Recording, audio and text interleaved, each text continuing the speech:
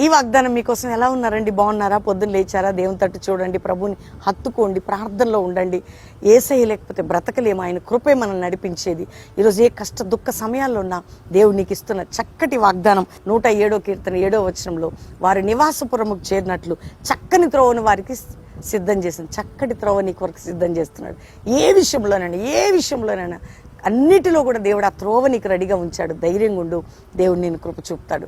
తండ్రి, ఎంతమంది బిడ్డలు ఈ వాగ్దానం పట్టుకొని ప్రార్థిస్తున్న ప్రతి బిడ్డకి వారి కన్ఫ్యూజన్లో, ప్రెషర్లో, రోగాల్లో, బాధల్లో, నిందల్లో, గాయాల్లో, అవమానాల్లో, కోటికి అన్నిటిలో ఒక త్రోవ తెరవబడి, అది కూడా చక్కటి త్రోవ, సమస్తంలో జయం దయచేయండి. బిడ్డలను దీవించండి.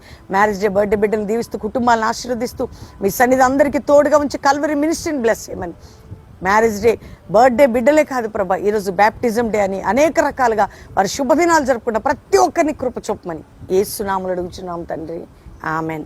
Pastor Praveen official Insta follow అవ్వండి. దేవుడు మిమ్మల్ని దీవించును గాక. Praise lord.